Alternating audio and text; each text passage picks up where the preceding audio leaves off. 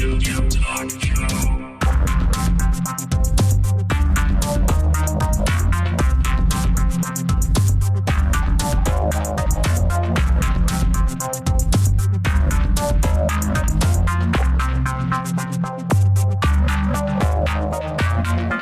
Visual Studio Talk Show. Bienvenue à une nouvelle émission du Visual Studio Talk Show, le podcast où on discute d'architecture logicielle avec la plateforme Microsoft.net. Je m'appelle Mario Cardinal et je suis accompagné de Guy Barrette. Salut Mario, comment vas-tu? Ça va bien. En cette belle journée enneigée. Il fait beau soleil, mais il y a 2 jours, on a eu une petite tempête de neige sur Montréal. Ouais, 20-25 cm. 20-25-30 cm, juste pour finir l'hiver, là. Mais c'était quand même rigolo parce que je disais dans le journal que, bon, on a une équipe de soccer à Montréal qui est pas, mettons, au niveau de ce qu'on peut avoir en Europe, mais quand même qui est... De foot, oui, du foot pour nos amis français, là. La fameuse Ligue MLS américaine, et on Ouais. a quelques joueurs qui avaient jamais vu de neige, donc c'était le sujet du jour il y a 2 journées à l'entraînement. Tu sais, oh, wow, de la neige comme ça. Eh ben, Mais nous, on en a déjà vu de la neige. ouais. Hey, moi j'ai vu des développeurs PHP dernièrement. J'ai été conférencier de la conférence Confoo, C-O-N-F-O-O.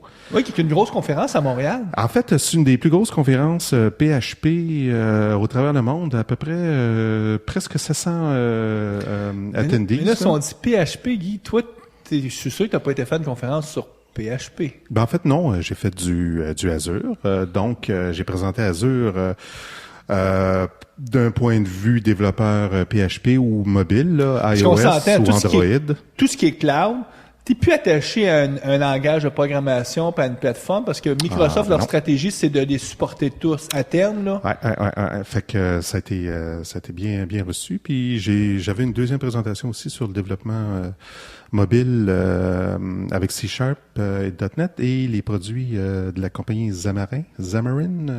Ouais, parce que tu t'es amusé à faire des petites applications iPhone en utilisant justement ces outils-là. Ouais. Fait que ça aussi, ça a été super bien. Ceux qui sont dans la région montréalaise, tu vas refaire cette présentation-là lundi, donc probablement la même. Ouais. Nous, on va publier l'émission peut-être 1 ou 2 journées avant. Donc, pour ceux qui écoutent l'émission, on espère que ce sera pas trop tard, mais vous pouvez peut-être venir à la communauté.net de Montréal. Lundi le 25 mars.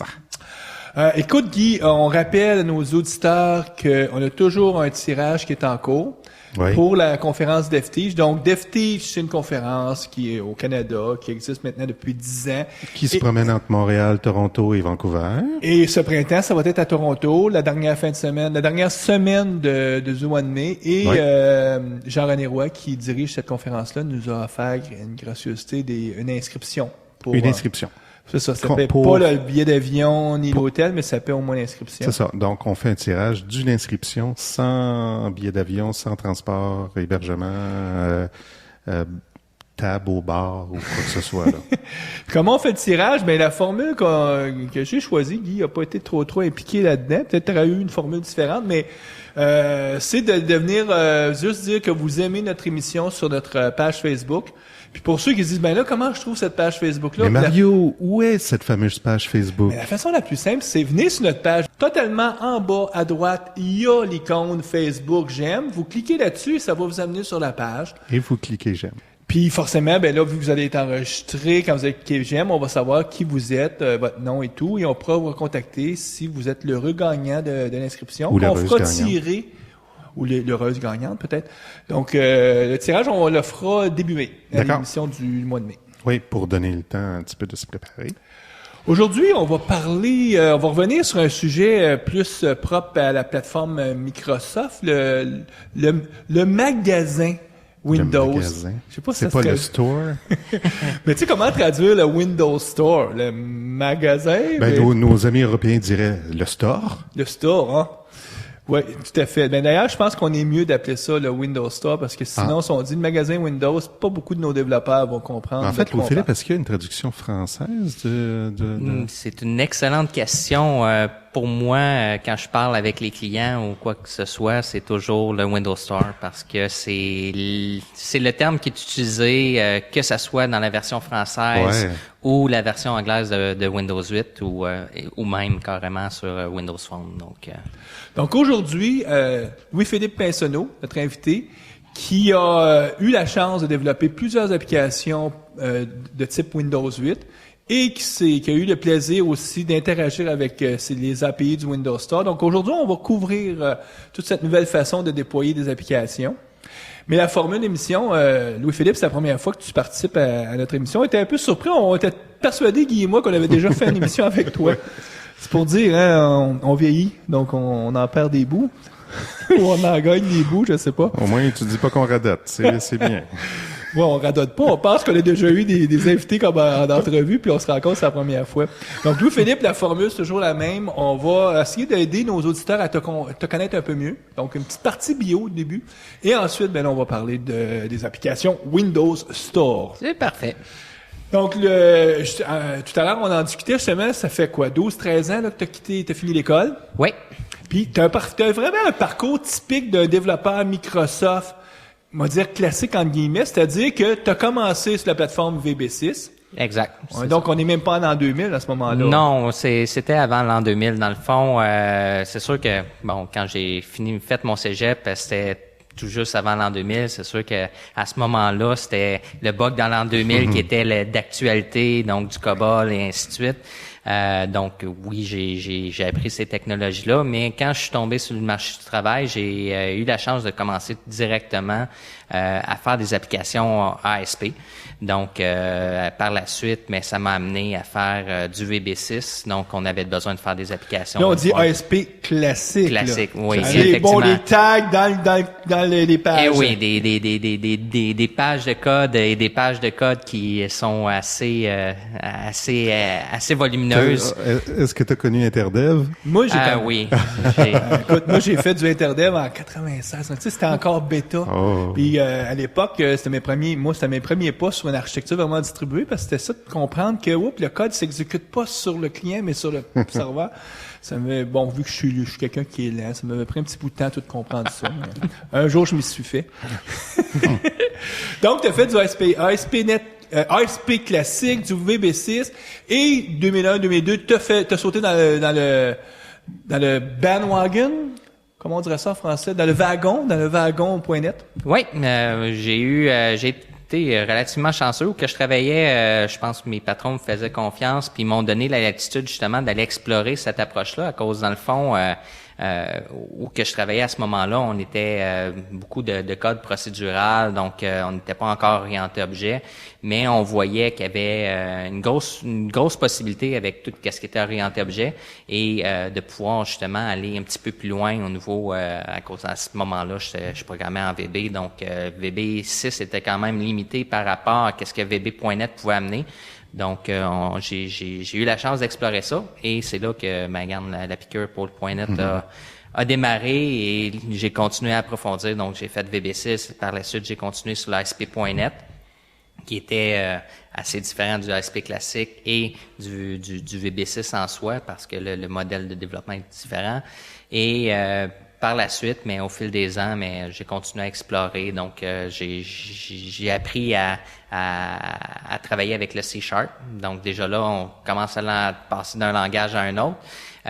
C'est une des choses que je trouve merveilleuse du .NET, c'est de pouvoir utiliser différents langages, mais que ça partage, on utilise les mêmes bases en arrière. Donc, c'est qu'est-ce qui rend la chose facile. On s'entend, les concepts VB.NET, C# sont les mêmes. C'est juste la syntaxe qui est différente, mais un coup que tu as compris qu'est-ce que c'est, par exemple, je sais pas moi, une classe, une classe, ça existe dans les deux langages. Exact. Et là, c'est... Bon, mais aujourd'hui, toi, tu travailles chez Run Server. Oui, ça fait... ça va faire... ça fait 4 ans et demi que je travaille pour Run Server. J'ai commencé en tant que développeur, donc consultant. Donc, j'ai fait des contrats pour différents clients, le CN, d'autres clients là aussi dans la ville. Donc, qui touchaient principalement au départ tout ce qui était la plateforme de développement ASP.NET, parce que Run Server au début, on focusait sur le développement web, surtout les intranets, les applications d'entreprise web. Juste pour le contexte, c'est une firme de consultation à Montréal qui a quoi? trentaine, 40 développeurs Oui, aujourd'hui. exactement. Qui est né juste à peu près ça. Tu étais des premiers employés. Oui, on est quand je suis arrivé, on était 6 employés. Maintenant, on est rendu, comme tu dis, là, à peu près une vingtaine, trentaine d'employés maintenant à Montréal. Puis tu as fait le cheminement avec Ronald qui ont passé de ASP.NET vers les applications Windows Phone, Windows 8 et le cloud dernièrement. Oui, exactement. Mais dans le fond, tout a débuté avec Silverlight.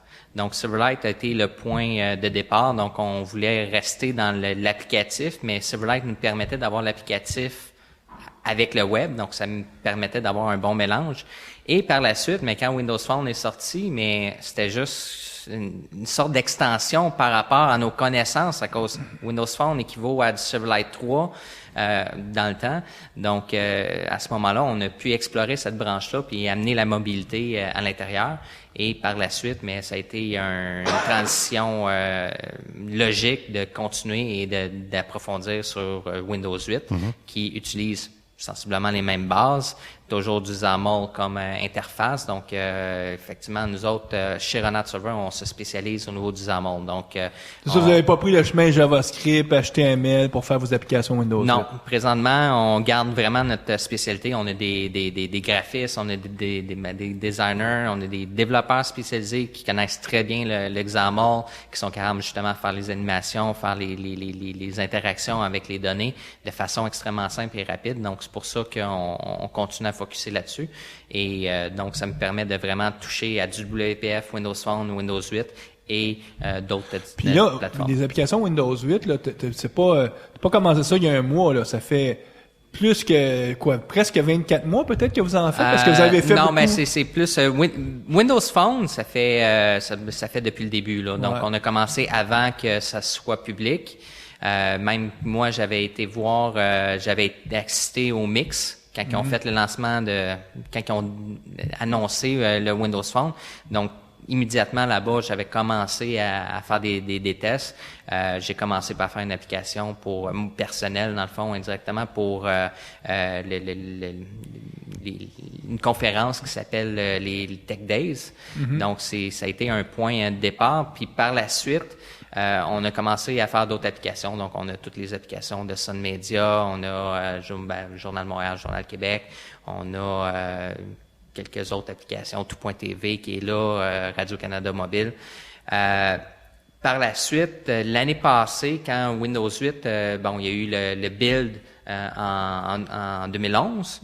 Et suite à ça, il y a eu certaines informations qui ont découlé. C'était encore très bêta et très rude comme Mais vous approche. avez été dans les organisations à Montréal, les premières, là, qui ont fait des applications avec des contrats souvent conjoints avec Microsoft. Oui, tout a commencé il y a exactement un an. Donc, notre premier projet a commencé en mars de 2012.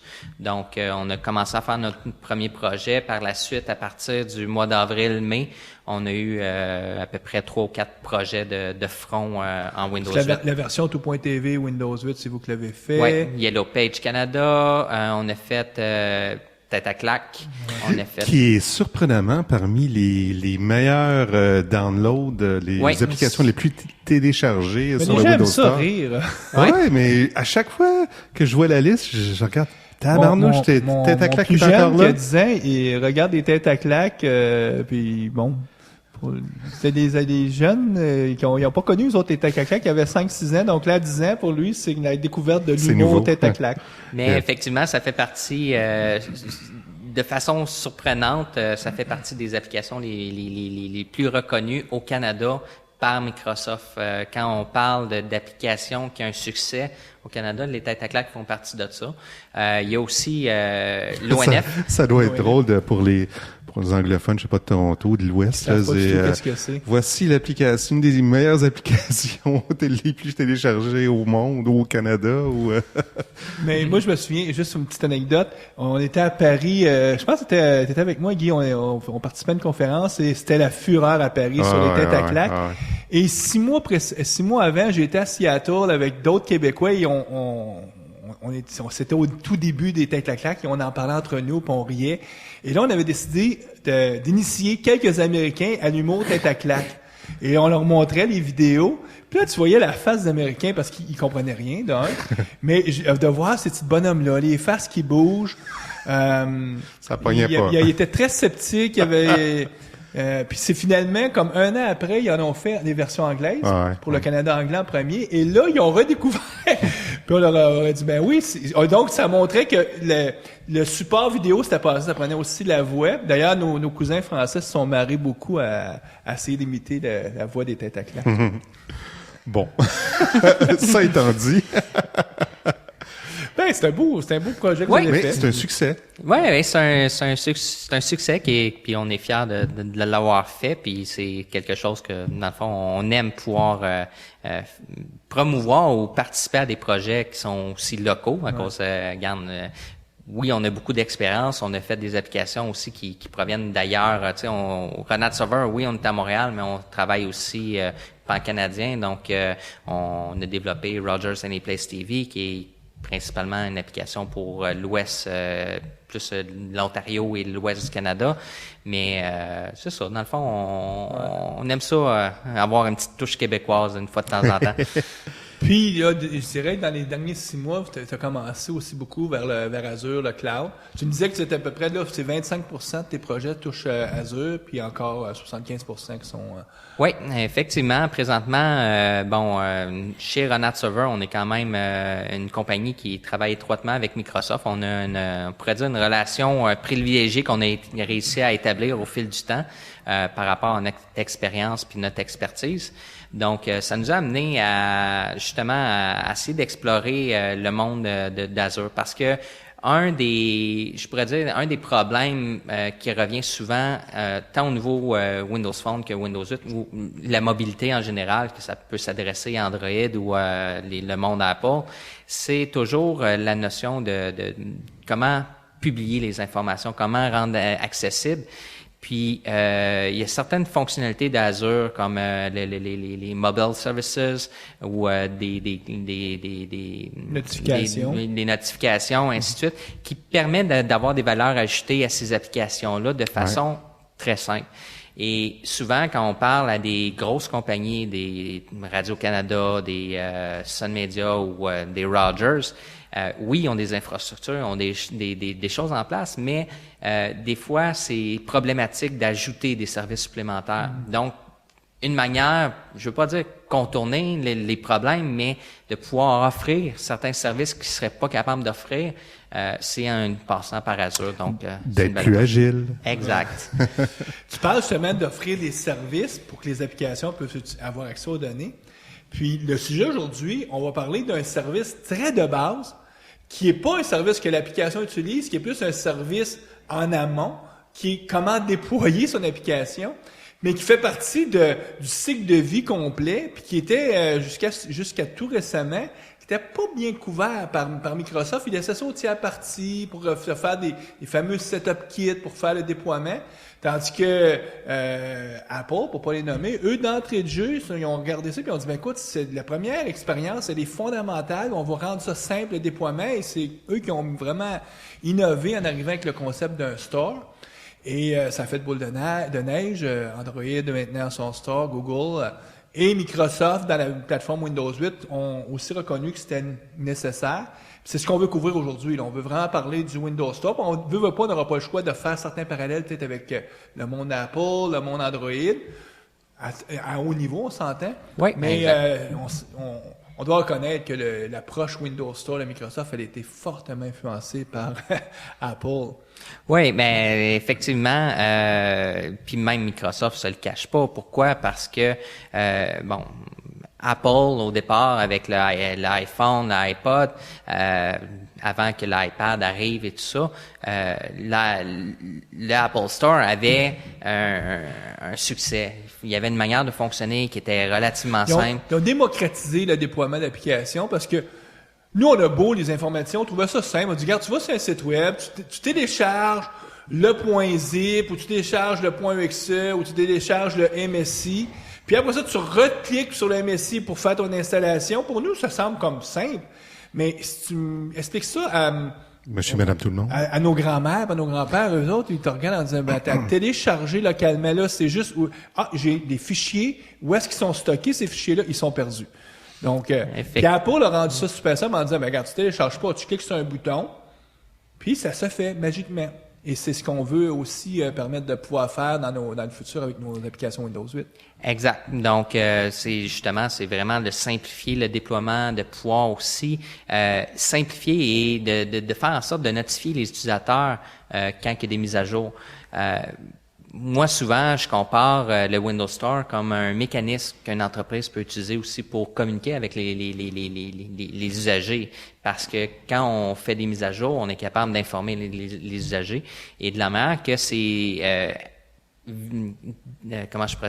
communiquer aux usagers, c'est relativement simple. L'usager voit directement sur sa tablette ou sur son téléphone les applications qui sont à mettre à jour, et par la suite l'usager peut aller voir c'est quoi les informations, c'est quoi les informations reliées à la mise à jour, ou c'est quoi les informations de l'application, et à ce moment-là c'est une manière de communiquer, c'est une manière de voir les choses. Dans le fameux Windows Store, si on regarde des grandes fonctionnalités qui sont offertes, une des premières puis qui est fondamentale, c'est rechercher pour trouver les applications. Donc, d'où le nom Store, magasin en bon québécois. Donc, nous, quand on dit on va magasiner, c'est qu'on va chercher un produit, on cherche un nouveau pantalon, un chandail. Dans ce cas-ci, c'est pas un produit physique, c'est un logiciel. Mais donc, cette fonctionnalité-là, c'est comment? C'est un site web où est-ce que tu vas? Il y a des mauvais angles qui diraient, écoute, tu Google ou tu Bing, puis c'est comme ça que tu vas le trouver, mais il y a quand même une adresse où est-ce que sont publiées toutes les applications. Premièrement, donc, si on parle que ce soit Windows Phone ou Windows 8, les applications sont disponibles sur le store local sur les appareils. Donc, il y a déjà une application de base qui est là, qui s'appelle Store, et qu'on rentre à l'intérieur, qu'on peut faire des recherches, qu'on peut naviguer à travers les différentes catégories. Donc ça, c'est intéressant. Ce que tu dis, c'est, il y a une application.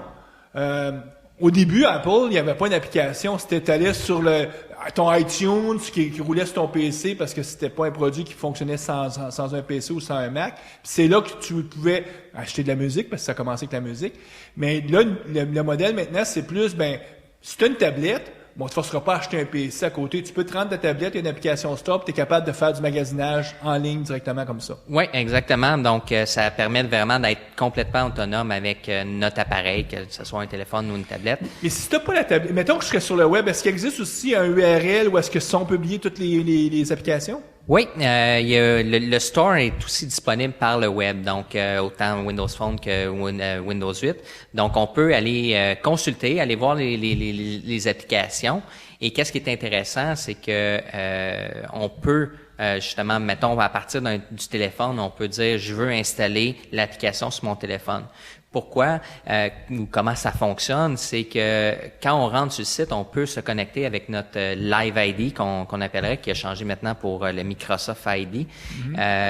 Et à ce moment-là, notre compte est associé à notre téléphone ou notre tablette. Donc, on est capable de dire je veux installer l'application et automatiquement. Donc, si je pars pas de l'application locale Store, mais que je suis sur le web, mettons, je suis avec mon navigateur préféré, et là, j'arrive sur, c'est windowstore.com, j'imagine, le URL?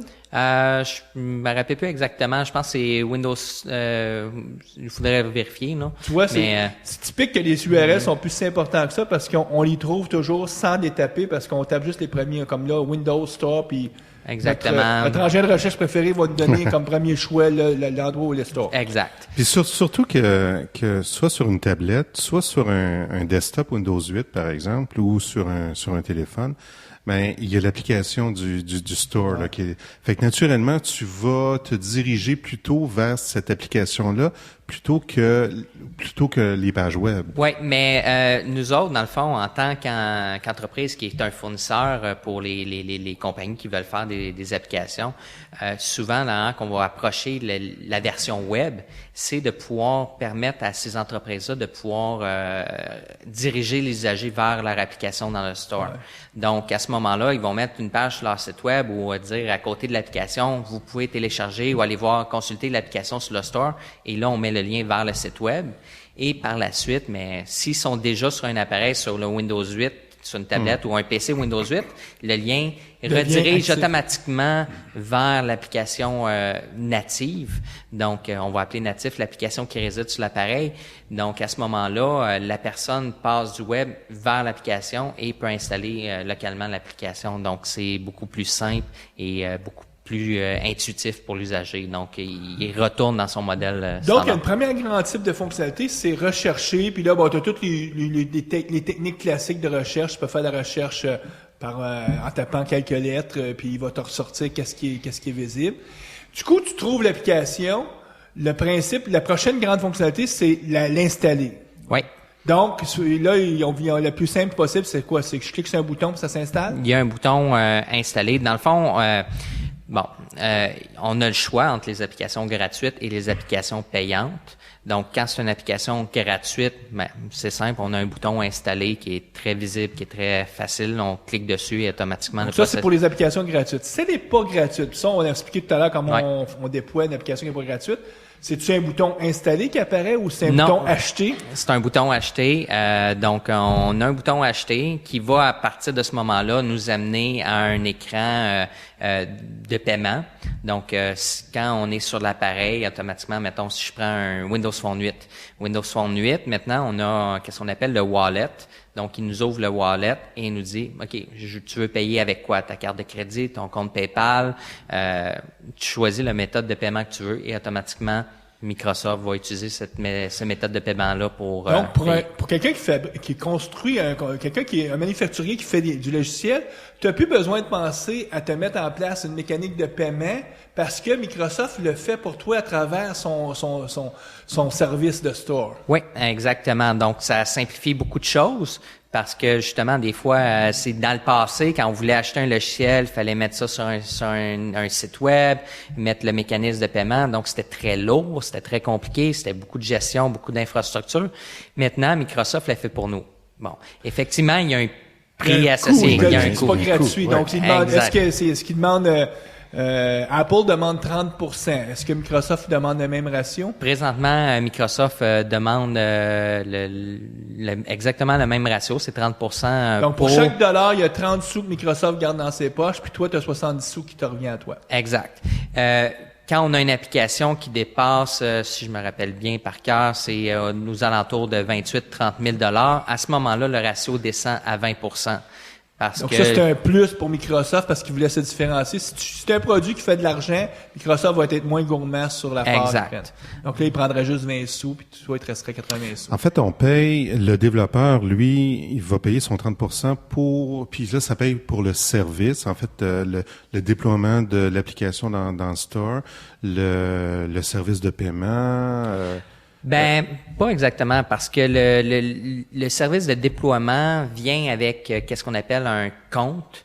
Quand on crée un compte dans le store, c'est un compte qui, je pense, qui est Ça, tu as une coûte subscription à payer c'est toi-même qui est est autour de 100 120, dépendamment si c'est Windows Phone ou Windows 8, c'est entre 100 $ et 120 $. OK. Et à ce moment-là, on peut déployer. Donc, toi-même, le développeur, tu vas payer pour publier sur ce site-là. En fait, tu vas Et les publier acheteurs pour, vont aussi payer. Puis Microsoft va faire de l'argent des deux côtés. Ou C'est peut-être ça. qu'ils font pas beaucoup d'argent avec les développeurs, là, à 100$ par année. Non, mais c'est ça, c'est 100 pièces par année et il faut aussi penser que 100 $ ou 120 $ par année, c'est pas beaucoup par rapport à qu'est-ce que ça coûte réellement de déployer une application dans le store. Mais la vraie valeur, outre le fait que ça simplifie beaucoup parce que les développeurs ont plus besoin de penser comment ils vont réussir à faire de la transaction financière, mais ça, c'était quand même, il y avait des tiers parties qui pouvaient faire ça pour toi, qui te demandaient beaucoup moins cher que 30%, pour quelques pourcentages donc tu avais des gens qui étaient capables de faire le traitement de la carte de crédit, par exemple,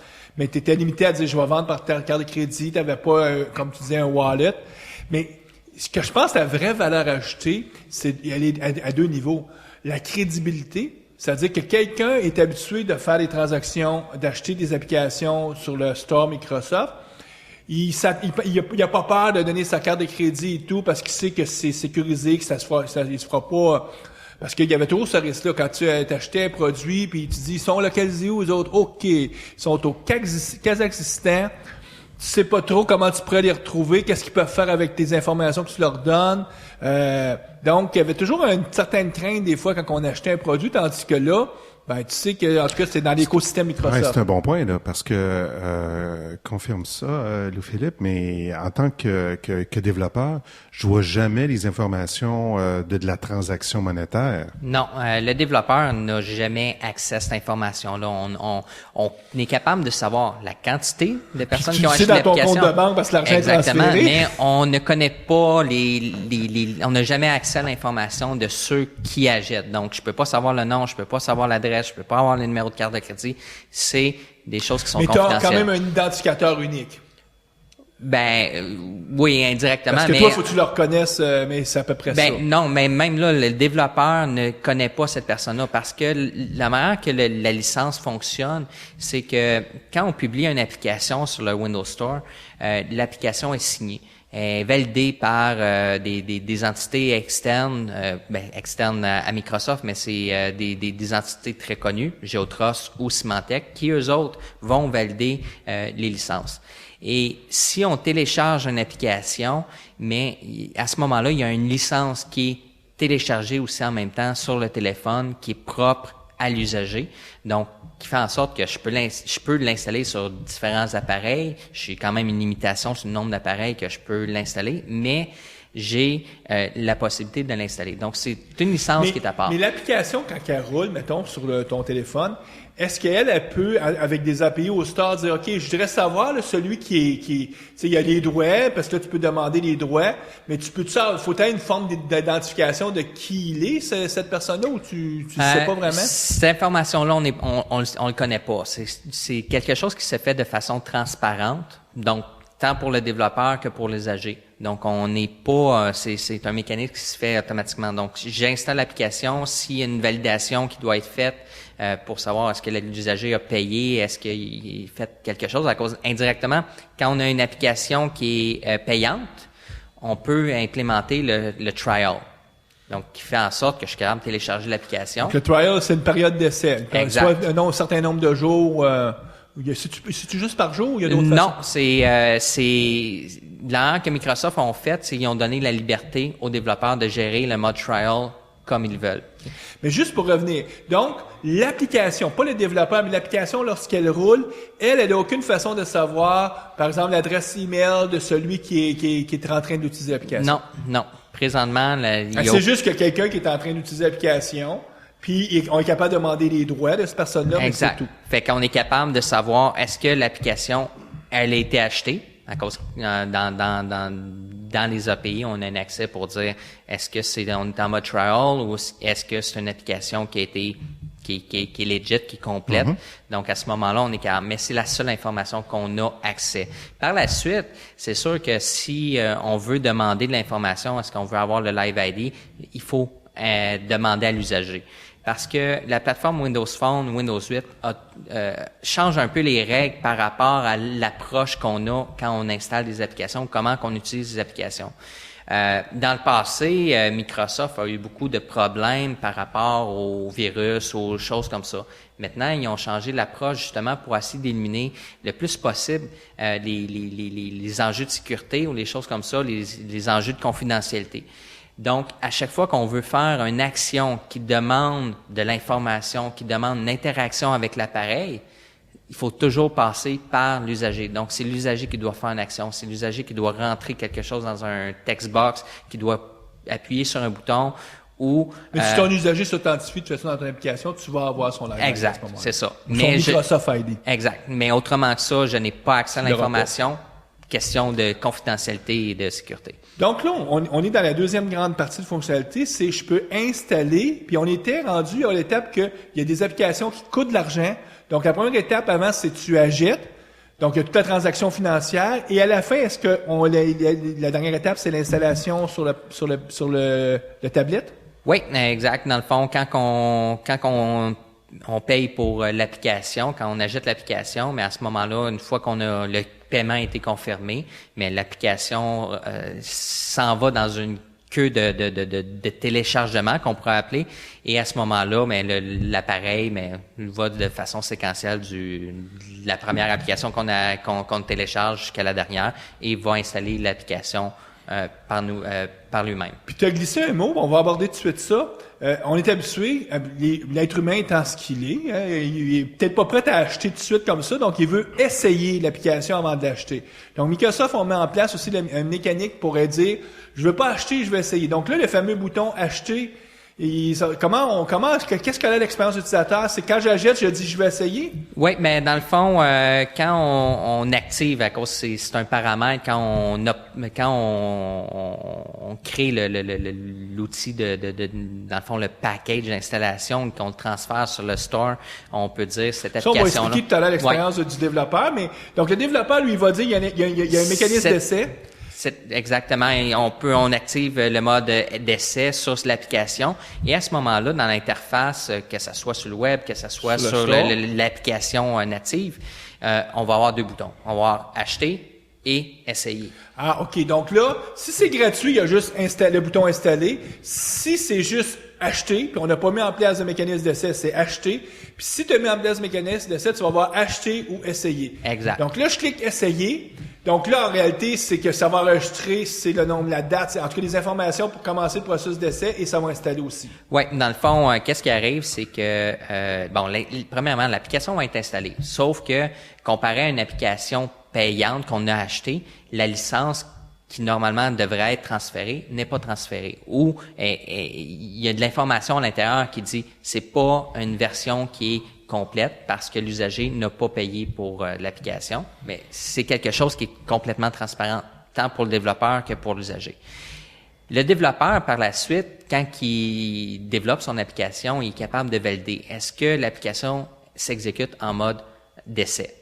Et à ce moment-là, l'usager peut implémenter la logique qu'il veut pour gérer le mode d'essai. Bloquer des fonctionnalités, par exemple. On peut dire l'application va fonctionner pour 3 jours suivants. L'application va fonctionner pour 15 ouvertures ou certaines fonctionnalités sont bloquées. On met un bouton acheter. T'as pas de sauvegarde ou des choses comme ça. Il y a des choses mais ça c'est libre aux développeurs. Donc Microsoft n'a aucune interaction Parce que l'API, tout ce qu'elle dit, c'est t'interroges, puis il te dit, t'es en mode essai ou t'es pas en mode essai. Exact. Puis à partir de là, c'est toi qui décides. Ouais. Donc tu as un fameux if dans ton code, puis if en mode essai, on fait ça, sinon... Non, c'est pas pire. Ça donne la liberté aux développeurs de choisir son mode de trial ou d'essai, là, qui fait du sens. Là, on vient de couvrir vite la deuxième grande catégorie de fonctionnalités, c'est-à-dire installer l'application. Il y a une autre catégorie qui est les mises à jour, parce que avant, dans le monde PC classique, un coup qu'on avait fait notre setup, qu'on avait installé, fallait avoir implémenté dans l'application des mécanismes pour aller voir, y a-t-il une mise à jour, puis là, revenir à l'utilisateur, dire, il y a une mise à jour plus jeune, puis il y a des gens qui avaient tout implémenté à la logique, mais c'était beaucoup de code. Là, tout ça vient gratuit pour nous parce que Microsoft va aussi faire les mises à jour automatiques auprès des gens quand tu publies une nouvelle version. Oui, exact. Dans le fond, quand un développeur déploie l'application, une mise à jour dans le store, à ce moment-là, quand on rentre dans notre téléphone, on est capable d'avoir, ou par rapport à notre compte qu'on a, on est capable d'identifier les applications qui ont une nouvelle mise à jour, parce qu'il y a toujours un numéro de version associé à chacun, et dépendamment de l'appareil, par exemple sur Windows Phone, mais on a Windows Phone 7, 7.5 et 8. Donc, pour chacune de ces versions-là, on peut avoir des versions différentes de la même application. Mais à ce moment-là, le téléphone ou l'appareil va être en mesure de nous dire, OK, tu as un Windows Phone 7.5, tu as une nouvelle mise à jour pour l'application Tout.tv, par exemple. Donc, à ce moment-là, dans l'application Store, on va voir dans la tuile, on va voir un chiffre 1 pour dire, il y a une mise à jour. S'il y a 4 applications, on va voir le chiffre 4 pour justement identifier qu'il y a plusieurs applications qui sont là.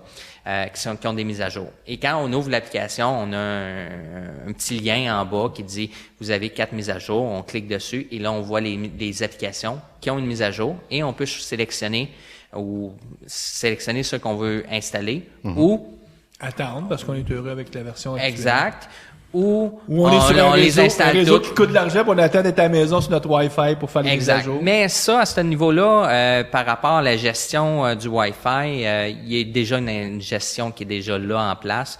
Donc, si le package est plus gros que, je pense, maintenant, je sais que ça a été augmenté, je pense autour de 30 MB. Si c'est plus que 30 MB, l'application ne pourra pas être téléchargée sur un autre réseau que le Wi-Fi.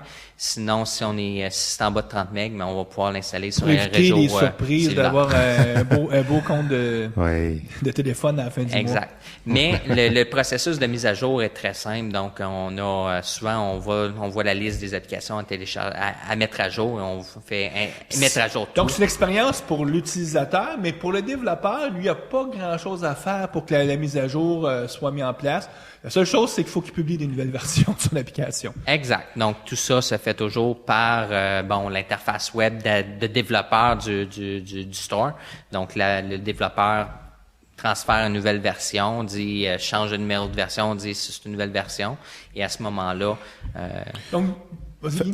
Fait que si par exemple, je viens de publier la version 1.1 de mon application, puis dans la version 1.0, j'avais sauvegardé une coupe de fichiers, des settings, des choses comme ça. Quand la version 1.1 va être déployée sur le téléphone, sur la tablette, je vais toujours avoir accès à mes fichiers que j'ai déjà sauvés préalablement? ben ça c'est une bonne question dans le sens que en réalité c'est toujours la responsabilité du développeur de gérer les données. Donc c'est l'application qui a été développée par le développeur, c'est lui qui connaît les données qui sont sauvegardées. Le store ne connaît pas les données, les formats de données qui sont sauvegardés. Donc d'une version à une autre, peut-être que le format n'est pas valide. C'est au programmeur à s'assurer qu'il soit capable de lire des formats 1.1. Exact. Ouais. Mais si, j'ai téléchargé un document PDF puis que c'est un standard qui change pas tout ça, normalement ça devrait continuer à fonctionner. Mais Ouais. si je garde un format XML puis que entre ma version 1 puis 1.1, j'ai changé mon format XML, mais en tant que développeur, c'est à nous à gérer cette transition-là et migrer ce document-là pour le mettre à jour à la nouvelle version. Effectivement, mais ça veut dire que l'application vit pas dans un espèce de sandbox avec tous ses settings, tous ses fichiers. Donc, s'il y a une mise à jour, je vais pouvoir récupérer cette information-là. Ouais, ben En dans le gros. fond, le sandbox est par application. OK. Donc, moi, si j'installe mon application ABC, puis que j'installe la version 1, et quand je vais installer la version 2, je vais réinstaller dans le même sandbox. Ah, OK, Donc, OK. Tu vas OK. tes fameux répertoires dans lesquels tu peux Settings stocker ou choses comme ça. sont toujours les mêmes. Exact. Excellent. À cause c'est la même application, c'est juste une nouvelle version. Parfait. Donc, dans une vision assez simpliste, si on regarderait un produit de base, il ferait ces trois grandes fonctionnalités-là. Rechercher, installer, mettre à jour. Puis là, on a dit installer, c'est plus compliqué que ça, il y a aussi la transaction financière. Puis là, Microsoft offre aussi des fonctions, je vais appeler plus avancées, mais qui sont en tout cas des modèles d'affaires différents, qui sont littéralement de dire, écoutez, nous on voudrait que, parce que là, c'est le scénario classique d'une application de productivité qu'on pouvait acheter, mais il y a tout un paquet d'autres types d'applications qui sont plus basées sur des souscriptions. On pense à des revues, des magazines, ces choses-là. Puis Microsoft voulait quand même aussi offrir la capacité de pouvoir, puis pas juste Microsoft, c'est Apple le faisait, donc eux autres se sont dit, il faut qu'on le fasse nous aussi. Donc comment ça marche, tous ces mécanismes-là de souscription? Donc puis là, il y a différents scénarios. On peut peut-être prendre un premier scénario qui est un scénario que beaucoup de gens vont utiliser, c'est-à-dire que tu offres ta application peut-être gratuitement ou à un coût très moindre, et en cours de route à l'utilisation, tu vas vendre des nouvelles fonctionnalités, donc ce qu'on appelle en anglais le in-app purchase. Oui, exactement. Donc ça, c'est une fonction plus avancée, mais toi, le développeur, tu peux décider qu'il y a des parties de ton logiciel qui fonctionneront pas si tu n'as pas acheté. Exact. Dans le fond, quand on développe l'application avec toutes les fonctionnalités. Mais par la suite, on dit, OK, cette fonctionnalité-là, je veux pouvoir la rendre accessible comme étant un achat, comme un add-on. Donc, le Windows Store permet justement de configurer ou de permettre de dire, je veux avoir certaines fonctionnalités ou certaines choses que je veux acheter. dans le fond, on le configure à partir de l'interface. Et à ce moment-là, on peut réutiliser ces informations-là ou aller faire valider ces informations-là par rapport aux licences, justement, de l'usager qui va être là. Donc là, l'expérience utilisateur, c'est je suis dans le logiciel, puis mettons que j'avais mis, moi, un onglet, quand je clique dessus, c'est une section du logiciel, quand je clique dessus, j'y ai pas accès. Donc là, ça va me dire, ça c'est une fonction avancée ou c'est une fonction de la version pro. Donc là, moi, je suis responsable comme développeur de faire le UI pour dire si c'est une pro. Et là, je vais appeler une API du store pour faire la transaction financière. Oui, exactement. Donc, tout ça est built-in, dans le fond, c'est disponible. Donc, on appelle un API, on dit, je veux acheter telle fonctionnalité. Et à ce moment-là, on est redirigé vers le Windows Store, que ce soit Windows 8 ou Windows Phone toujours. Et à ce moment-là, c'est le même processus. On fait la transaction financière. Il y a la licence. Par la suite, la licence est mise à jour. Donc, indirectement, l'application, on retélécharge pas l'application parce que l'application, on l'a déjà. La seule chose qui va être mise à jour, c'est la licence. C'est la même chose que quand on passe d'un trial à une version complète. C'est juste la licence qui est mise à jour. C'est juste la licence qui est mise à jour. Donc là, la licence est mise à jour. Et là, à la fin de ça, est-ce qu'il te ramène dans ton application à plante? Oui. Donc, il te ramène, puis là, toi, tu vas pouvoir avoir un mécanisme de dire, oups, la transaction est vraiment faite. Et là, tu peux maintenant lui permettre d'aller dans la section. Oui, donc ça, exactement. c'est une façon. Il y a l'autre façon qu'on voit beaucoup dans les jeux, c'est-à-dire que tu veux acheter, par exemple, des armes ou souvent c'est des armes, en tout cas, certains de ces jeux. Donc, pour être plus fort puis aller plus loin, puis c'est des mécaniques. En tout cas, on joue beaucoup sur la dynamique humaine, les gens, ou pour être capable de, même tu peux acheter des paliers, puis après ça, tu dis, moi, je suis rendu au palier 65, mais tu les as pas vraiment fait, tu les as achetés. Il semblerait qu'il y a des jeux comme ça où est-ce que les gens veulent avoir l'air plus fins, finaux qu'ils sont. Ben oui, ça fait partie de la nature humaine. Oh mon Dieu, donc, mon Dieu. dans ce cas-là, est-ce que c'est encore un in-app purchase dans ce cas-là aussi? Ben dans le fond, c'est un modèle que Microsoft ont gardé ouvert, dans le sens qu'ils voulaient pas forcer les usagers à utiliser les développeurs à utiliser la in-app purchase. Donc, encore une fois, ça peut être un in-app purchase. Ça dépend du modèle. À cause, à la base, la in-app purchase, comme l'achat sur Microsoft, il y a toujours un 30% qui est gardé par Microsoft. Ouais. Moi, en tant que développeur, si j'ai déjà ou si je suis en mesure de faire mon propre mécanisme de paiement, je peux implémenter ma propre logique. Donc, à ce moment-là, Microsoft ne garde pas de profit. C'est un in-app purchase, mais qu'on appelle fait maison. Donc, à ce moment-là, c'est le développeur qui gère toute cette logique-là, tout le module de paiement, et ainsi de suite. Mais, bon, là, on va juste clarifier quelque chose. Mettons que j'ai fait une application gratuite dans laquelle j'ai des in-app purchases, mais que je veux pas donner 30%. Microsoft va me laisser faire ça? Oui, c'est dans leur politique. C'est vraiment, ils ont fait cette plateforme-là. Pourquoi? Dans le fond, les autres se sont dit, si tu veux pas le faire, nous autres, on te l'offre au coût de 30%. Si tu veux le faire toi-même, t'as beau. On pense que ça va coûter plus cher que 30%. Exact. Mais pourquoi j'étais un peu sceptique, c'est qu'on sait qu'il y a toute une polémique. Je sais pas si c'est vrai ou non, parce que je suis pas allé aux sources, mais comme on dit, il y a des gens qui disent que Apple voudrait, parce que Microsoft ont des applications dans lesquelles ils font des transactions justement avec un magasin à eux. Tout ce qui est, par exemple, SkyDrive, ces choses-là. Et il y avait je sais pas si c'est vrai, mais qu'Apple voulait empêcher les applications de Microsoft d'être déployées sur les iPads ou les iPhones, sous prétexte qu'ils passaient pas par leur store, puis qu'ils se disaient, ben là, moi, si tu utilises ma plateforme, je veux faire de l'argent. Puis surtout si t'es Microsoft, je vais en faire beaucoup. Donc, j'ai l'impression que si tu fais quelque chose qui est très, très, très gros, puis qui a beaucoup de trafic, il y a des chances qu'à un moment donné, ces gens-là te reviennent en disant, hey, tu joues pas totalement selon nos règles, puis ça c'est effectivement c'est quelque chose que j'ai déjà entendu par rapport à Apple, mais au niveau de Microsoft, eux autres. C'est sûr que si Microsoft dit tu peux le faire comme ça, tant que ça reste la politique, on peut pas s'attendre ils renieront pas leurs paroles. Et on sait qu'Apple, eux autres, ils ont été assez clairs comme quoi on veut notre 30%. Exact. Mais c'est sûr que, regarde, présentement, Microsoft se cache pas. Ils savent qu'ils ont du chemin à gagner par rapport à Apple puis Android. Qui veulent laver plus blanc que Android Exactement. ou Apple. Fait qu'ils essayent de se garder, d'aller chercher le plus de monde. C'est sûr que s'ils disent, nous autres, on t'offre une plateforme, puis t'es obligé d'utiliser ça, puis que ça va te coûter de temps, puis que t'as pas le choix, ils viennent de se couper l'herbe sous le pied. Mais on s'entend, dans 5 ans, on disant d'ici, si quelqu'un implémente lui-même son mécanisme, puis donc dans l'application, là, ça ressemblera pas à ce que les gens sont habitués. Tu vas peut-être, il y a peut-être des gens qui vont tout de suite faire le son en disant wow, là, c'est quoi ça? Parce que les gens vont devenir tellement habitués à utiliser, à passer à faire les transactions. Tu l'as mentionné tout à l'heure, il y a un lien de confiance qui se fait si l'achat se fait via le store de Microsoft ou d'Apple, etc. Fait que là, dans ton application, bon, tu l'as acheté 99 cents ou un montant X. Puis là, dans ton application, pour avoir tel feature, il faut que tu rentres maintenant ton numéro de carte de crédit. Là, c'est comme ça allume des petites lumières, là, puis tu dis, je pense que non, c'est pas selon le modèle. Il faut que tu sois très crédible. Oui. Donc, c'est pas selon le modèle standard. Fait que tu vas peut-être perdre beaucoup de ventes. En fait, le 30% peut-être que tu voulais sauver, là, peut-être qu'il va te coûter encore plus cher, là.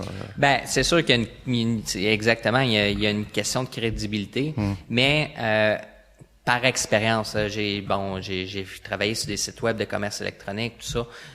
Maintenir et implémenter et maintenir ces mécanismes de transaction-là sont relativement coûteuses. À cause quand on veut, souvent on est obligé, dans la plupart des cas, de faire affaire avec une compagnie tierce. On peut utiliser directement, par exemple PayPal, qui offre des services pour intégrer ça à l'intérieur. Mais qu'est-ce qui arrive quand PayPal met à jour ses API? Qu'est-ce qui arrive quand il y a un nouvel type de carte de crédit qui sort? Tout ça fait en sorte qu'on est obligé de mettre un certain pourcentage de maintenance. Les types d'organisations qui pourraient décider de faire leur propre, si on pense à Amazon, par exemple, c'est l'application Kindle, quand tu achètes un livre à travers l'application Kindle, probablement que là, tu passes à travers leur one click qui était parce que t'es déjà un client chez eux, puis là, la lien de confiance est déjà là. Exact. Mais si t'es pas Amazon, puis si tu veux mettre en place toi-même ton infrastructure, il faut toujours penser exactement. Faut évaluer, prendre le temps d'évaluer. Bon, est-ce que le 30% va me coûter plus cher que d'implémenter? À cause de l'implémentation, si j'utilise un logiciel tiers, ça va coûter de l'argent. Ça coûte souvent c'est par transaction, tandis que Microsoft c'est un 30%.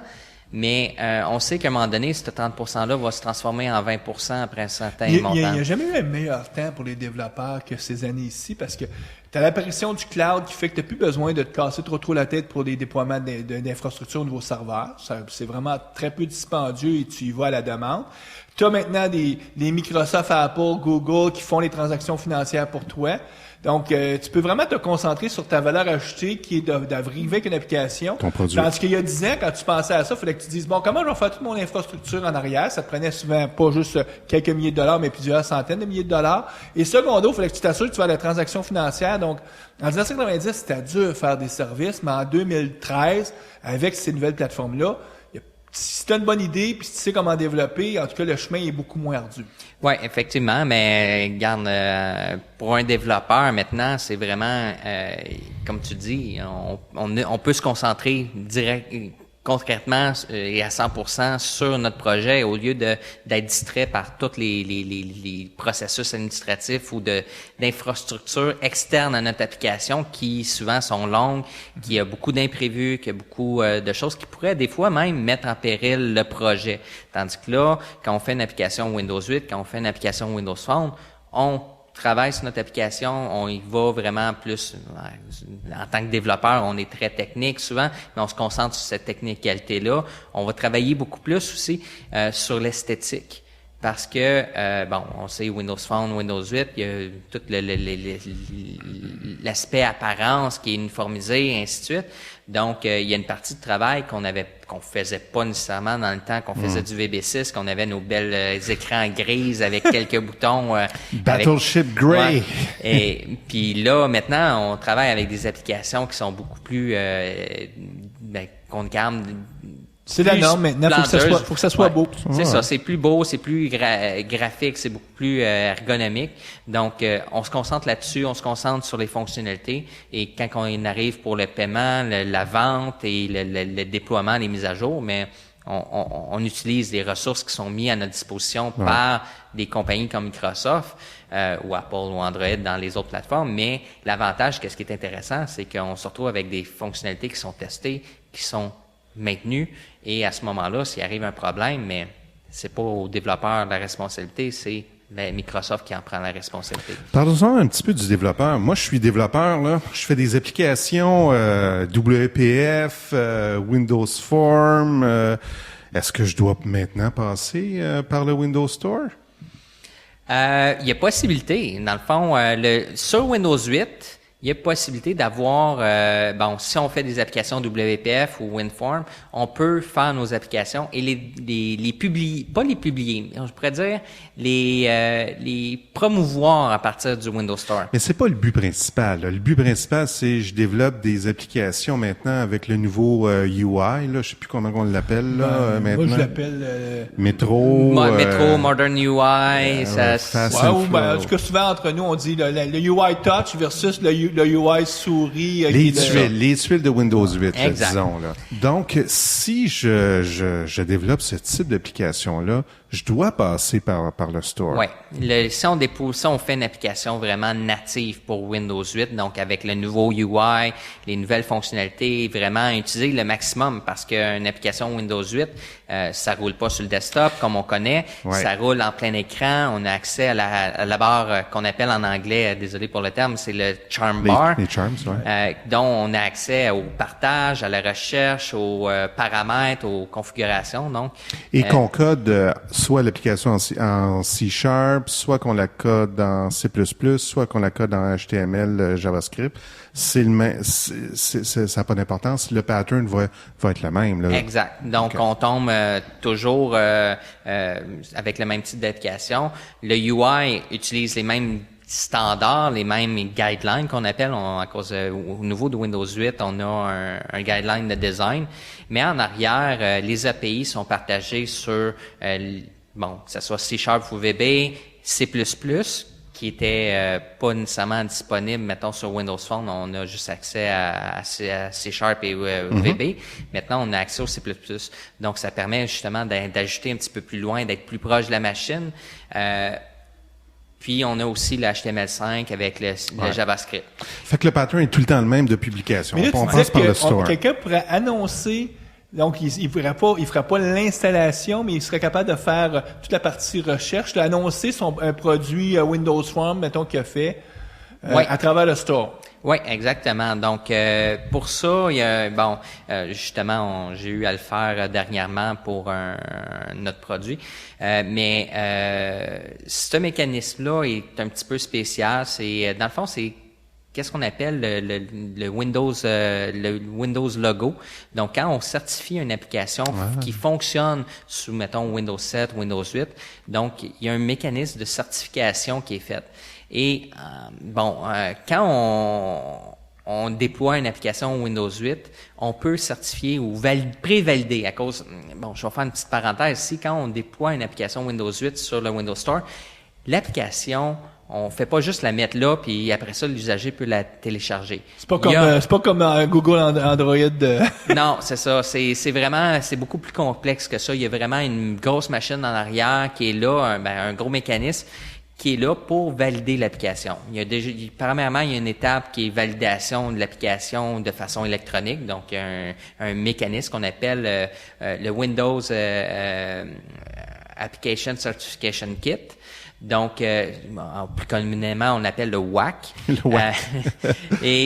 Cet outil-là permet de valider, tester, voir des choses de base, voir au niveau de l'application.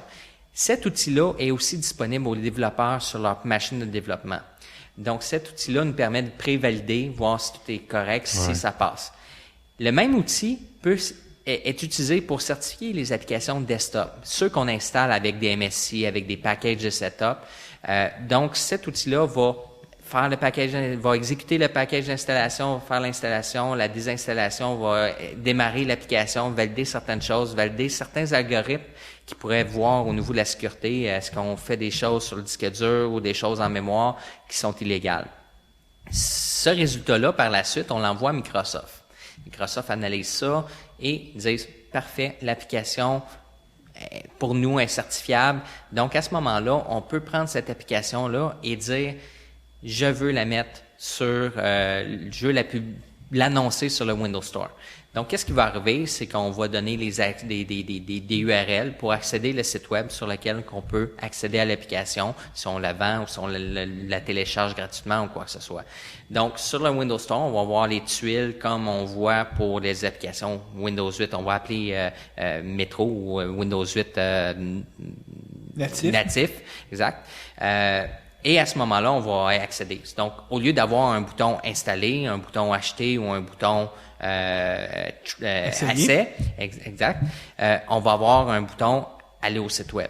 Donc, on va accéder au site web, mais on va avoir les mêmes paramètres, on va avoir les mêmes descriptions, les mêmes... mais il n'y aura pas d'achat qui va être possible. Non, c'est vraiment, encore quelque chose qui est en dehors de Microsoft. Mais c'est quand même bien parce que tu te retrouves dans le Store, c'est des applications qui sont intéressantes que les gens peuvent découvrir via le Store. Oui, exactement. Donc, on peut les découvrir. Et il y a aussi une autre chose qui est intéressante, c'est que parmi ce processus-là, il y a Microsoft indirectement force les usagers, les développeurs à signer leur application.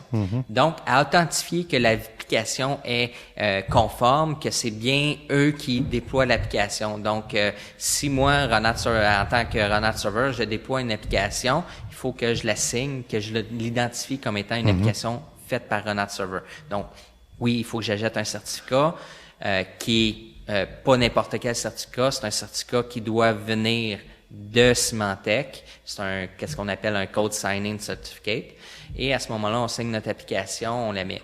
Peut-être que vous avez vu, je sais pas, essayer d'installer des applications avec Windows 8, puis même Windows 7.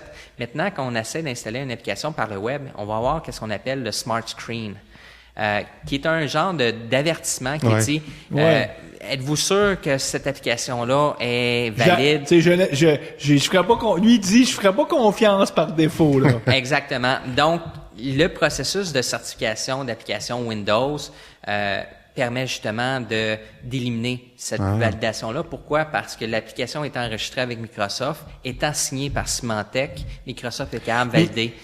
Ce que j'entends aussi dans ce que tu nous dis, c'est que là, Microsoft a commencé à faire un premier bout de chemin pour aider à déployer des applications je vais appeler format Windows 7.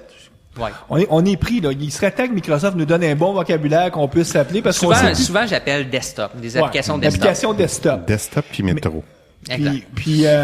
Et on sait, Apple a annoncé qu'il ferait un store pour les applications Macintosh.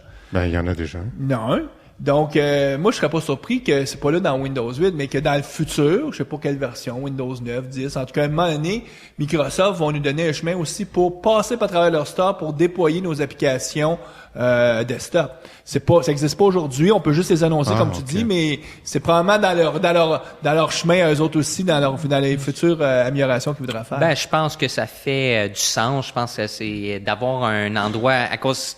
Qu'est-ce qu'on voit présentement, c'est d'avoir un endroit centralisé pour pouvoir avoir accès à nos applications parce que, regarde, présentement, avec Windows 8, Windows Phone, un des avantages, c'est que quand j'ai acheté une application, si je veux la retélécharger, j'ai juste aller dans le store, je la retélécharge, il reconnaît déjà ma licence, j'ai pas de besoin de rentrer des numéros de série, des choses comme ça, qui avant, indirectement, pouvaient causer des problèmes de fraude, de piratage. Maintenant, le piratage avec Windows 8, avec Windows Phone, c'est pratiquement inexistant. Pourquoi? Parce que les mécanismes de validation, d'échange comment je pourrais dire, de licence n'est plus le même, n'est plus conventionnel et est un mécanisme qui est transparent pour les êtres humains. Ouais. Par contre, si je suis un développeur en entreprise, puis je développe mon application de type Metro, Windows 8, puis je veux la déployer dans l'entreprise et non dans le store, Est-ce que je suis obligé de passer par le store là, ça fait pas partie nécessairement du sujet d'aujourd'hui, là, mais... Regarde, c'est une bonne question et oui, effectivement, il y a qu'est-ce qu'on appelle un store d'entreprise. Okay. C'est avec je me rappelle plus exactement de la version de Windows Server 2012. Il y a on peut activer une fonctionnalité d'un store d'entreprise. C'est quand même je pourrais dire quelque chose qui est quand même assez limité parce qu'il y a des coûts reliés à ça, parce qu'il y a des licences. Il faut acheter des droits des licences de déploiement à Microsoft, donc il y a des coûts par utilisateur, par appareil. Donc, mais il y a possibilité de justement pour une entreprise dire, moi je veux mon entreprise, je veux déployer, je sais pas, 10, 20, 30 applications. Pour eux autres, mais ça peut être intéressant de dire... Pour beaucoup de compagnies, là, s'ils ont, mettons, une centaine d'applications, les mises à jour, tout ça, ça leur coûte aujourd'hui une fortune. Donc, même si tu dis, c'est assez dispendieux, peut-être pour beaucoup d'organisations, c'est comme non, c'est beaucoup moins cher que de le faire nous-mêmes. Puis, c'est comme, on est sur un chemin inévitable. Le monde entier s'en va vers un concept de store et tout à l'heure, même les entreprises vont avoir leur propre store. C'est vers ça qu'on s'en va. Oui, effectivement. Donc, c'est encore une fois, ça dépend toujours des contextes. Je sais que présentement, on a fait affaire avec des compagnies qu'on a fait le design, qu'eux autres avaient justement fonctionné avec cette méthodologie-là, qui utilisaient leur propre store. Donc, ils avaient implémenté leur store avec les licences, ainsi de suite, par la suite, mais il fallait qu'ils développent les applications pour déployer à l'intérieur. Ouais. Écoute, je pense que ça brosse un peu le portrait. Peut-être en terminant, as-tu un site web, un livre, quelque chose que tu voudrais recommander à nos auditeurs? Moi, je sais que, je suis un gros fan de feed RSS. Est-ce que tu utilisais Google RSS Reader? Eh oui, c'est malheureusement. Bienvenue dans le club. Toi aussi, qui tu utilises? Don't be evil, qu'ils disent. Donc, il va falloir que je trouve une solution alternative, quitte à développer ma propre solution. On moi, verra peut-être avec Azure. Moi, j'ai testé Feedly. Ouais, c'est ça. Ouais, donc, j'ai entendu parler. Ça marche pas pire, ça marche bien. Donc là, ça crée, ça va créer des opportunités. J'avouerai que j'ai de la misère encore à comprendre. J'imagine que Google trouvait qu'il était pas capable de monnayer ou en tout cas de faire vraiment de l'argent avec ça. Anyway, ça c'est une histoire à part. Mais effectivement, moi, regarde, il y a 2 feeds RSS que je recommande. Bon, il y a Windows Phone Geek, qui est vraiment un site web qu'on peut aller voir, mais il y a aussi un feed RSS. Donc nous, on va mettre associé. les liens sur la page. Exact. Que c'est beaucoup plus axé développeur. Il offre du code source, il offre des composants, tout ça. Ils donnent de l'information là-dessus, donc ils font des analyses, puis ça permet justement de simplifier des fois. Si je veux comparer 2 composantes, les autres vont le faire. Il y a aussi Windows Phone Central ou carrément The Verve, que j'aime bien aussi, qui parle vraiment de l'actualité au niveau de Windows Phone, tant Windows Phone que Windows 8. Les rumeurs. Les rumeurs, les choses. Donc, ça permet justement de garder les choses quand que les rumeurs se font... Pour faire de la prospective. Exact. Donc, voir quand ils viennent plus à jour, mais on connaît la vérité quand c'est des rumeurs, puis qu'on dit, peut-être que dans 6 mois, ça va être ça. Mais c'est intéressant. Donc, ou des fois, des rumeurs que tu vois, c'est pas vrai ça, parce que je sais. Ouais, exactement. Quand on est proche de Microsoft, on sait certaines choses. Écoute, Louis-Philippe, on te remercie encore. Ouais, on espère plaisir. que ça va aider nos auditeurs. Mais nous, on fait la pause et ensuite, on va parler des actualités.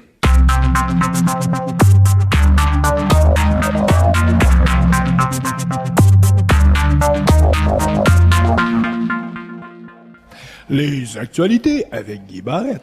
Microsoft a quelques programmes qui sont intéressants, comme Oui, BizSpark. Guy, à toutes les semaines, je suis toujours surpris de voir que c'est toujours très en lien avec Microsoft, tes actualités. Ben là, on voit tes intérêts.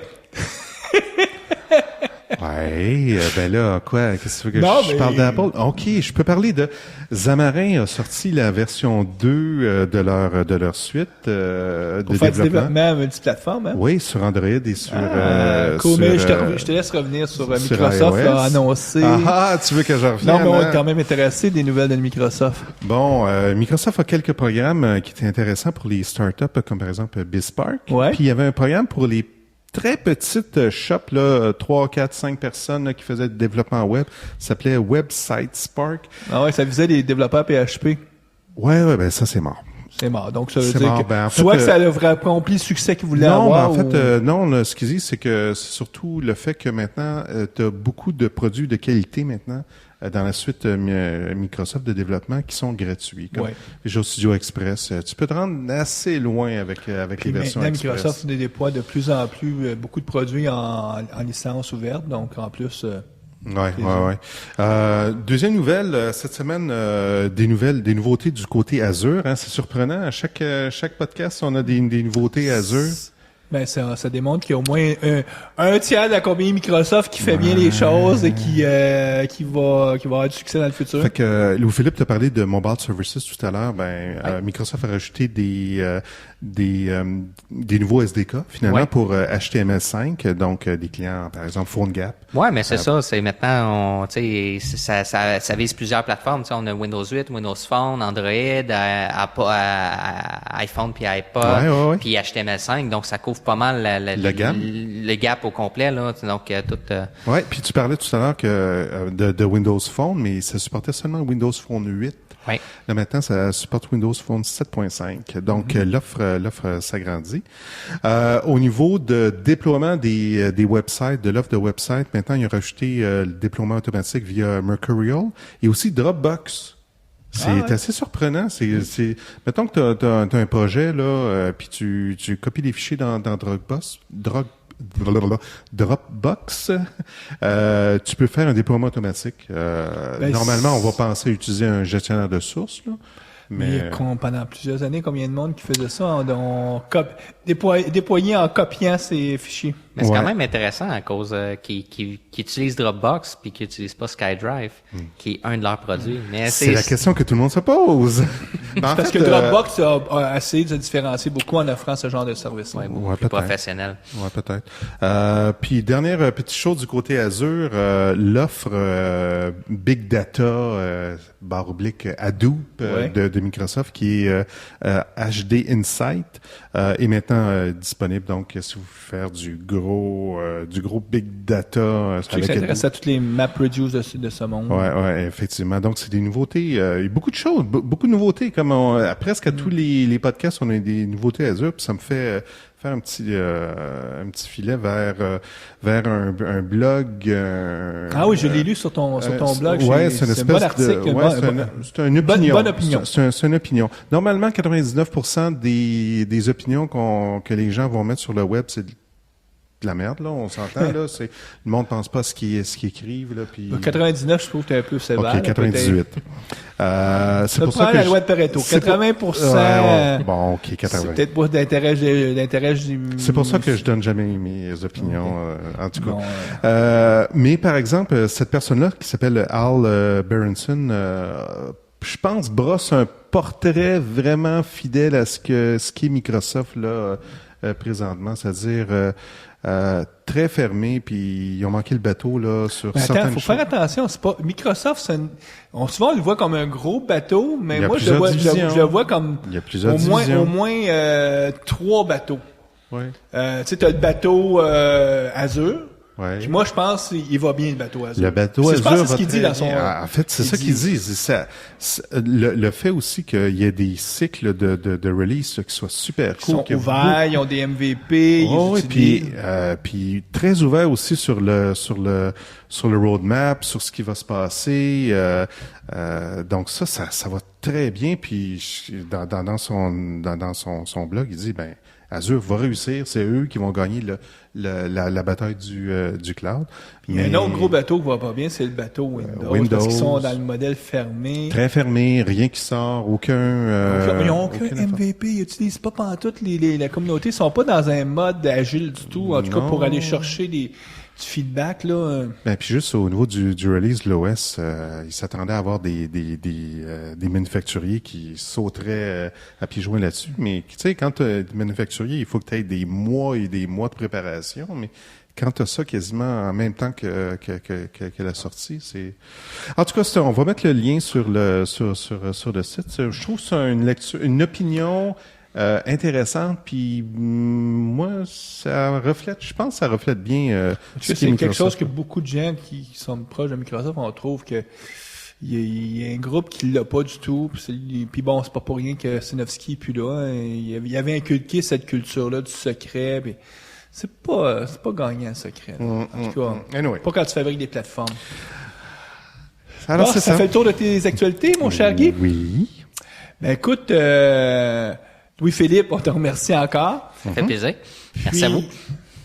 Nous, on va souhaiter bonne programmation à nos On auditeurs. se revoit avec le sujet. Prochain sujet, on va essayer de faire j'essaie d'organiser une table ronde. Une table ronde. Parce que, en tout cas, en discutant avec des gens qui ont immigré, entre autres des gens qui sont partis de la France pour venir vers le Québec, mais on va essayer de regrouper quelques personnes, faire peut-être une table ronde sur immigrer pour travailler en informatique, ça veut dire quoi, puis c'est quoi qu'il faut comprendre de ça.